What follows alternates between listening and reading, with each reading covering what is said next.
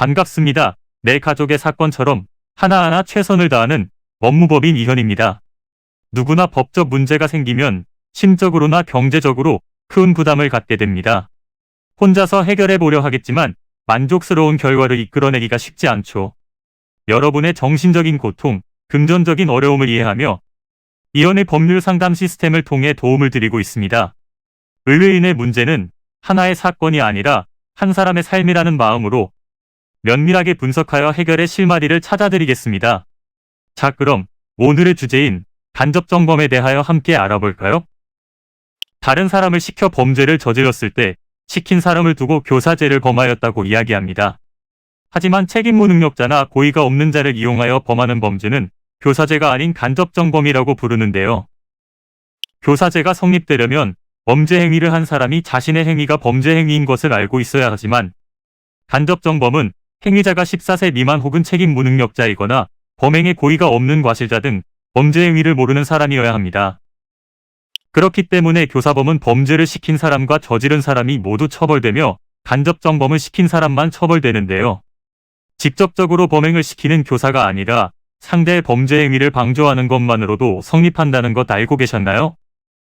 방조는 다른 사람의 범행을 돕는다는 것을 의미합니다.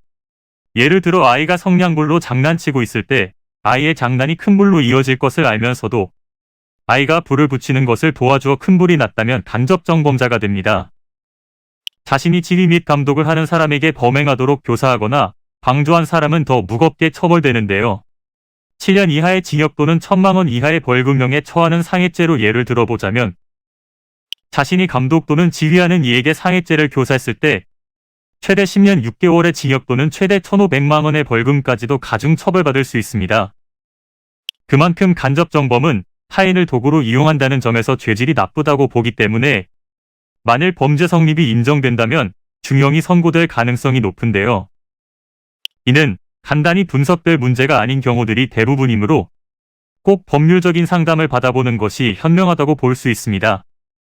그리고 가능한 한 긴 싸움이 되지 않도록 최대한 빠르게 조치를 취하는 것이 좋습니다. 미루면 미룰수록 사건에 대한 난이도가 높아질 수도 있기 때문이지요.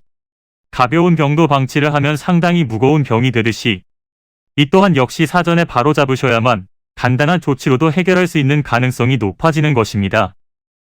여러분이 골머리를 앓고 계신 그 사안, 저희 법무법인 이현에게 알려주세요. 이현의 법률 상담 시스템을 통해 든든한 지원군이 되어드리겠습니다. 간혹 변호사가 아닌 사무장 등과 상담하는 줄로 오해하시는 분들이 계시는데 이는 전혀 아니며 저희 법무법인 이현은 변호사와 1대1로 상담이 이루어진다는 점을 다시 한번 꼭 알려드립니다. 저희는 하나의 분야가 아닌 민사, 형사, 가사뿐만 아니라 비송사건 등 모든 것을 추구하고 있는 종합 로펌입니다.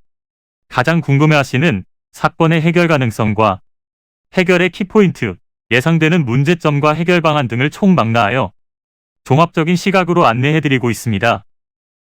보다 정확한 상담을 위해 전국, 전 지역 상담 접수를 먼저 실시하오니 해당 화면에 보이는 번호로 먼저 연락을 주시면 친절한 안내를 도와드리도록 하겠습니다. 인터넷으로 법무법인 이현을 검색 후 홈페이지를 살펴보시고 와도 좋습니다. 언제나 의뢰인이 처한 상황을 이해하며 그 입장에서 생각하겠습니다. 저희는 법무법인 이현이었습니다. 감사합니다.